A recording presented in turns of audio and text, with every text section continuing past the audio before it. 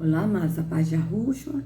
Então vamos aqui dar continuidade, né, ao que a gente tá vendo aqui, né, de Daniel 10. Agora, né, a gente vai ler o capítulo 10.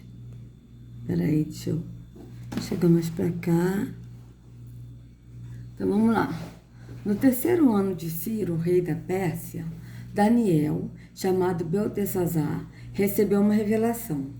A mensagem era verdadeira e falava de uma grande guerra, e numa visão veio-lhe o entendimento da mensagem. Naquela ocasião, eu, Daniel, passei 3 semanas chorando, não comi nada saboroso, carne vil nem provei, e não usei nenhuma fragrância perfumada, até se passarem as 3 semanas. No 24º dia do primeiro mês, estava eu de pé junto à margem do rio Tigre, do grande rio, o Tigre. Olhei para cima e diante de mim estava um homem vestido de linho, com um cinto de ouro puríssimo na cintura. Seu corpo era como o berilo, o rosto como um relâmpago, os olhos como tochas acesas, os braços e pernas como um reflexo do bronze polido. E a sua voz era como o som de uma multidão. Somente eu, Daniel, vi a visão. Os que me acompanhavam nada viram, mas apoderou-se deles tanto pavor que eles fugiram e se esconderam. Assim fiquei sozinho, olhando para aquela grande visão. Fiquei sem forças, muito pálido e quase desfaleci. Então eu o ouvi falando e, ao ouvi-lo, caí prostrado, rosto em terra, e perdi os sentidos. Em seguida, a mão de alguém tocou em mim e me pôs sobre minhas mãos e os meus joelhos vacilantes. E se pôs sobre as minhas mãos e os meus joelhos vacilantes. Ele disse: Daniel, você é muito amado. Preste bem atenção ao que vou lhe falar. Levante-se, pois eu fui enviado a você. Quando ele me disse isso, pus-me de pé, tremendo, e ele prosseguiu: Não tenha medo, Daniel. Desde o primeiro dia em que você decidiu buscar entendimento e humilhar-se diante do seu Deus, Yahweh, diante de Yahweh, suas palavras foram ouvidas e eu vim em respostas a elas. Mas o príncipe do reino da Pérsia me resistiu 21 dias. Então Miguel, um dos príncipes supremos, veio em minha ajuda, pois eu fui impedido de prosseguir ali com os reis da Pérsia. Agora vim explicar-lhe o que acontecerá ao seu povo no futuro, pois a visão se refere a uma época futura. Veja, de novo, ele viu o futuro, né? Enquanto ele me dizia isso, prostrei-me rosto em terra, sem conseguir falar. Então um ser que parecia homem tocou nos meus lábios e eu abri a minha boca e comecei a falar. Eu disse àquele que estava em pé diante de mim: Estou angustiado por causa da visão, meu Senhor, e quase desfaleço. Como posso eu, teu servo, conversar contigo, meu Senhor? Minhas forças se foram e mal posso respirar. O ser que parecia homem tocou em mim outra vez e me deu forças. Ele disse: Não tenha medo, você que é muito amado, que a paz seja com você, seja forte, seja forte. Ditas essas palavras, senti-me fortalecido e disse: Fala, meu Senhor, visto que me destes forças. Então ele me disse: Você sabe por que vim? Vou ter que voltar para lutar contra o príncipe da Pérsia, e logo que eu for, chegará o príncipe da Grécia. Mas antes lhe revelarei o que está escrito no livro da verdade, e nessa luta ninguém me ajuda contra eles, senão Miguel, o príncipe de vocês. Sendo que, no primeiro ano de Dário, rei dos Medos, ajudei-o e eu dei apoio. Vocês vejam que aqui está começando com um versículo com letra minúscula. Por quê? Porque, na verdade, aqui não é o capítulo 11, aqui é a continuação do versículo 10, olha. Do capítulo 10, olha, veja bem. Para vocês verem como é que eles mesmos se entregam. Bora? Olha só, veja isso, ó. Mas antes lhe revelarei o que está escrito no livro da verdade. E nessa luta ninguém me ajuda contra ele, senão Miguel, o príncipe de vocês, vírgula. Olha isso, o príncipe de vocês, ó, Miguel, o príncipe de vocês, sendo que no primeiro ano de Dário, rei dos Medos, já ajudei-o e lhe dei apoio, e dei-lhe apoio. Ele ajudou quem? O príncipe Miguel. Vocês vejam bem. Agora, pois, vou dar-lhe a conhecer a verdade. Outros 3 reis aparecerão na Pérsia. E depois virá um 4º rei, que será bem mais rico do que todos os outros. Quando ele tiver conquistado o poder com sua riqueza, instigará todos contra o reino da Grécia. Então surgirá um rei guerreiro que governará com grande poder e fará o que quiser. Depois que ele surgir, o seu império se desfará e será repartido para os 4 ventos do céu. Não passará para os seus descendentes, e o império não será poderoso como antes, pois será desarraigado e dado a outros. O rei do sul se tornará forte, mas um de seus príncipes se tornará ainda mais forte que ele e governará o seu próprio reino com grande poder. Depois de alguns anos, eles se tornarão aliados. A filha do rei do sul fará um tratado com o rei do norte, mas ela não manterá o seu poder, nem ele conservará o dele. Naqueles dias, ela será entregue à morte, junto com sua escolta real, e com o seu pai e com aquele que a apoiou. Alguém da linhagem dela se levantará para tomar-lhe o lugar. Ele atacará as forças do rei do norte e invadirá sua fortaleza. Lutará contra eles e será vitorioso. Também se apoderará dos deuses deles, das suas imagens de metal e dos seus utensílios valiosos de prata e de ouro, e os levará para o Egito. E por alguns anos ele deixará o rei do norte em paz. Então o rei do norte invadirá as terras do rei do sul, mas terá que se retirar para sua própria terra. Seus filhos se prepararão para a guerra e reunirão um grande exército que avançará como uma inundação irresistível e levará os combates até a fortaleza do rei do sul. Em face disso, o rei do sul marchará furioso para combater o rei do norte, que o enfrentará com um enorme exército, mas mesmo assim será derrotado. Quando o exército for vencido, o rei do sul se encherá de orgulho e matará milhares, mas o seu triunfo será breve, pois o rei do norte reunirá um outro exército maior do que o primeiro, e depois de alguns anos voltará a atacá-lo como um exército enorme e bem equipado.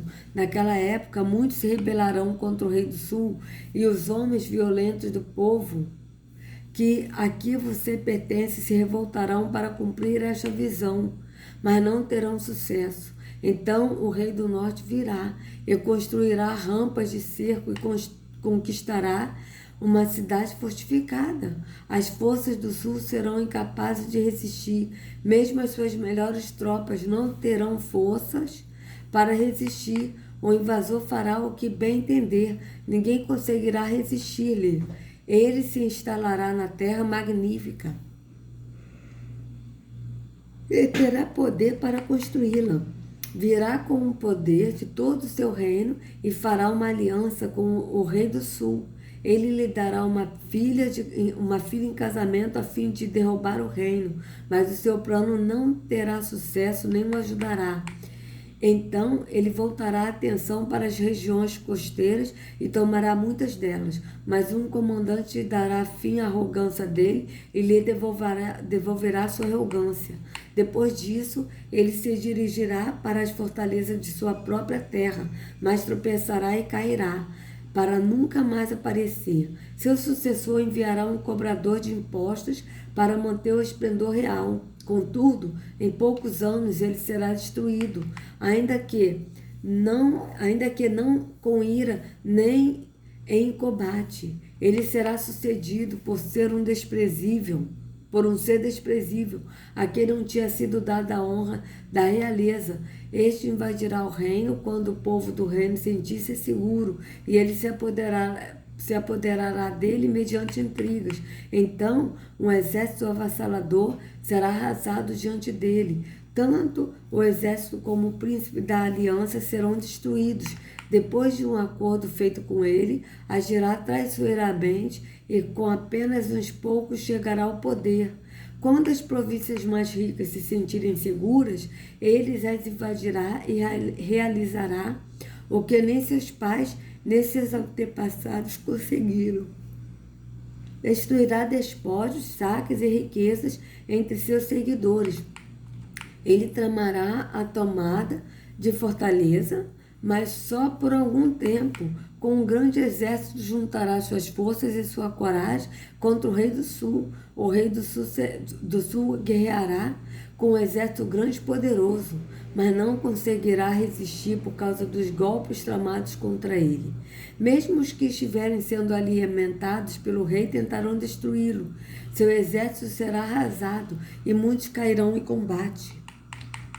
Os dois reis, com seus corações inclinados para o mal, sentarão à mesma mesa e mentirão um para o outro, mas sem resultado, pois o fim só virá no tempo determinado. O rei do norte voltará para a sua terra com grande riqueza, mas o seu coração estará voltado contra a Santa Aliança.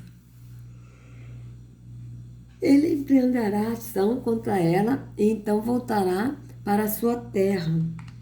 No tempo determinado, ele invadirá de novo o sul, mas dessa vez o resultado será diferente do anterior.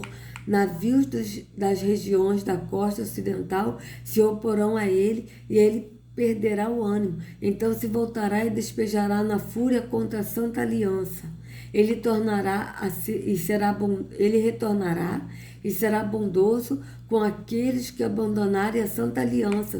Suas forças armadas se levantarão para profanar a fortaleza e o templo, acabarão com o sacrifício diário e colocarão um sacrilégio terrível. Com lisonjas corromperá aqueles que tiverem violado a aliança, mas o povo que conhece o seu Iarro resistirá com firmeza. Você veja que está falando realmente dos últimos tempos, né, amados? Do que realmente está acontecendo agora. Aqueles que são sábios destruirão a muitos, mas por certo período cairão pela espada e serão queimados, capturados e saqueados. Veja bem, amados, olha isso. Aqueles que são sábios destruirão a muitos. Não é isso que está acontecendo agora? Mas por certo período cairão pela espada e serão queimados e capturados e saqueados. Quando caírem, receberão uma pequena ajuda, e muitos que não são sinceros se juntarão a eles. Alguns dos salvos tropeçarão para que sejam refinados, purificados e alvejados até a época do fim. Pois isso só virá no tempo determinado. O rei fará o que bem entender. Ele se exaltará e se engrandecerá acima de todos os deuses e dirá coisas jamais ouvidas contra o Iarro. Veja bem, aqui está o Deus dos deuses, mas é contra o Iarro, o Criador. Ele terá sucesso até que o tempo da ira se complete, pois o que foi decidido irá acontecer. Ele não terá consideração pelos deuses dos seus antepassados, nem pelo Deus preferido das mulheres, nem por Deus algum, mas se exaltará acima deles todos. Não é o que vai acontecer? O anti-Yahushua? Vocês vejam bem. E é o que está escrito também em Tessalonicenses, que o apóstolo Paulo falou, né? Em seu lugar adorará um Deus das fortalezas, um Deus desconhecido de seus antepassados. Ele honrará com ouro e prata, com pedras preciosas e presentes caros. Atacará as fortalezas mais poderosas com a ajuda de um Deus estrangeiro e dará grande honra àqueles que o reconhecerem. Ele os fará governantes sobre muitos e distribuirá a terra. Mas é um preço elevado. Desculpa aí, amados, estou com sono. No tempo do fim, o rei do sul se envolverá em combate e o rei do norte o atacará com carros e cavaleiros e uma grande frota de navios. Ele invadirá muitos países e avançará por eles como uma inundação. Também invadirá a terra magnífica. Muitos países cairão, mas Edom, Moabe e os líderes de Amon ficarão livres da sua mão. Ele estenderá o seu poder sobre muitos países. O Egito não escapará. pois ele terá controle dos tesouros de ouro e de prata e de todas as riquezas do Egito. Os líbios e os núbios a ele se submeterão. Mas informações provenientes do leste e do norte o deixarão alarmado, e irado partirá para destruir e aniquilar muitos. Amarás tuas tendas reais entre os mares, no belo monte santo, entanto ele chegará ao seu fim e ninguém o socorrerá. Naquela ocasião, Miguel, o grande príncipe que protege o seu povo, se levantará. Haverá um tempo de angústia para tal como nunca houve desde o início das nações até então. Mas naquela ocasião, o seu povo, todo aquele cujo nome está escrito no livro, será liberto. Multidões que dormem no pó da terra acordarão. Uns para a vida eterna, outros para a vergonha, para o desprezo eterno. Vocês vejam que aqui está falando da vinda, né, de Yahushua, né, do julgamento final. Aqueles que são sábios reluzirão como o brilho do céu, e aqueles que conduzem muitos à justiça serão como as estrelas para todo sempre. Mas você, Daniel, feche com o selo as palavras do livro até o tempo do fim. Muitos irão ali e acolá para aumentar o conhecimento. Então eu, Daniel, olhei, e diante de mim estavam dois outros, um na margem de cá do rio e outro na margem de lá. Um deles disse ao homem vestido de linho, que estava acima das águas do rio: quanto tempo decorrerá antes de se cumprir essas coisas estupendas? O homem vestido de linho, que estava acima das águas do rio, ergueu para o céu a mão direita e a mão esquerda, e eu o ouvi jurar por aquele que vive para sempre, dizendo: haverá um tempo, tempos e meio tempo, quando o poder do povo santo for finalmente quebrado. Todas essas coisas se cumprirão. Eu ouvi, mas não compreendi. Por isso perguntei: meu Senhor, qual será o resultado disso tudo? Ele respondeu: siga o seu caminho, Daniel, pois as palavras estão seladas e lacradas até o tempo do fim. Muitos serão purificados, alvejados e refinados, mas os ímpios continuarão ímpios. Nenhum dos ímpios levará isto em consideração, mas os sábios sim. A partir do momento em que for abolido o sacrifício diário e for colocado o sacrilégio terrível, haverá 1290 dias. Feliz aquele que esperar e alcançar o fim dos 1335 dias. Quanto a você, siga o seu caminho até o fim. Você descansará. E então, no final dos dias, você se levantará para receber a herança que lhe cabe. Então, vocês vejam que isso é profecia que está se cumprindo agora, né, amados? Então, eu quero colocar aqui para vocês um vídeo, tá? Também acho que é Verdade Revelada, tá? Esse vídeo Papa convoca todas as religiões para 14 de maio, tá? Então, vamos ver esse vídeo, o que se trata desse vídeo. Eu assisti esse vídeo, tá, amados? Eu assisti esse vídeo e é uma coisa tenebrosa mesmo que vem por aí. Então, vou colocar aqui pra gente assistir junto.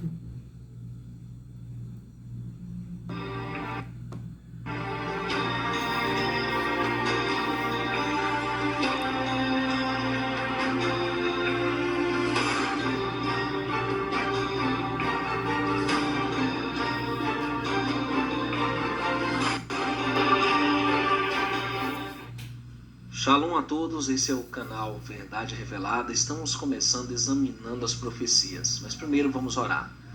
Todo-Poderoso Criador do céu e da terra, pedimos a tua misericórdia, nos ilumine o entendimento para entender o engano da união das igrejas. Essa apostasia predita por Paulo, que está se cumprindo nos nossos dias para a chegada do anti-Messias. Nos ajude para te servir de todo o coração ao teu Filho ungido. Em nome dele, Yahushua Hamashi, pedimos tuas bênçãos. Amém. Shalom, queridos. Dia 14 de maio está chegando e Papa Francisco convocou todas as religiões do mundo para orar em prol do problema biológico atual. E tudo isso se baseia em acordos religiosos feitos por Papa Francisco, como em 2019 em Abu Dhabi, com o grande imã Al-Azhar. E agora, mais de um ano após a assinatura do documento, os membros convidam todos os líderes religiosos e pessoas a pedirem a Deus que abençoe e proteja o mundo, que seja melhor do que antes desse problema biológico atual. Agora, o que está por trás deste movimento de Papa Francisco? Aqueles que acompanham esse canal desde 2011, nós temos anunciado um grande engano a partir do Vaticano em unificar as religiões. 1 Tessalonicenses capítulo 5 e no verso 4 diz o seguinte, ou melhor, no verso 3, pois que quando disserem a paz e segurança, então lhe sobrevirá repentina destruição como as dores de parto, aquela que está grávida, e de modo nenhum escaparão. A falsa premissa de paz e segurança é um embuste para enganar, se possível, os eleitos. O que eles vão dizer? Que todas essas religiões têm que se unir porque, afinal de contas, todos têm o mesmo Deus? Afinal de contas, todos os caminhos levam a Deus? Que a humanidade tem que se unir em torno do amor? Que a humanidade ela tem que buscar a paz, a harmonia entre as nações? E são falácias, porque eles não querem nada disso.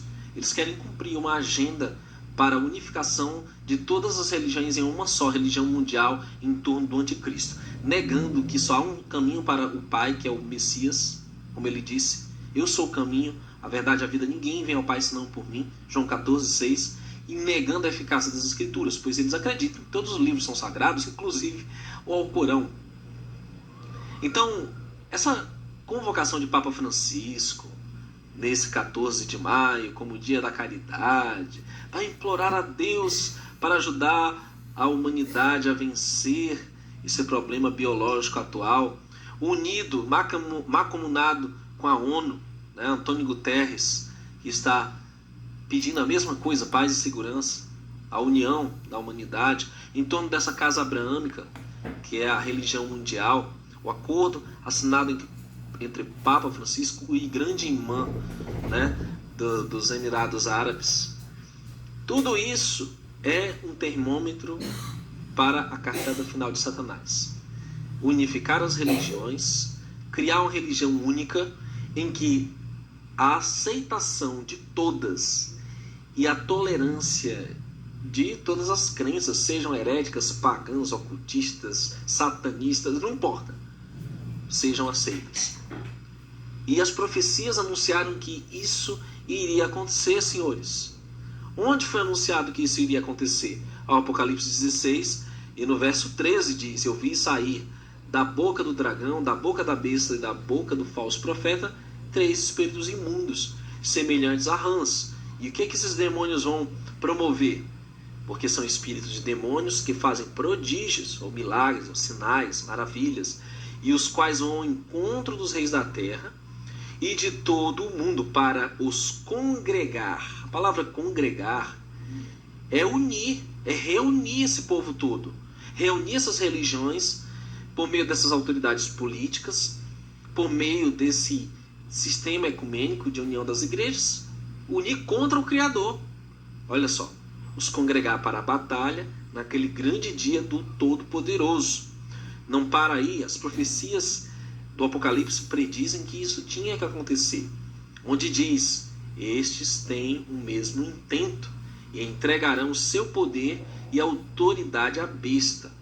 Horas, quem vai entregar poder e autoridade à besta, senão todas essas autoridades mundiais, Papa Francisco, os líderes, os imãs, né, os pastores, inclusive todas as denominações, inclusive que se dizem protestantes ainda, como adventistas, estão unificados nesse movimento. Todas elas, as religiões orientais, todas irão cumprir as profecias. Por que vão cumprir as profecias? Porque está escrito, verso 17 de Apocalipse 17, porque o Criador tem posto em seus corações que cumpram o seu intento e tenham uma mesma ideia.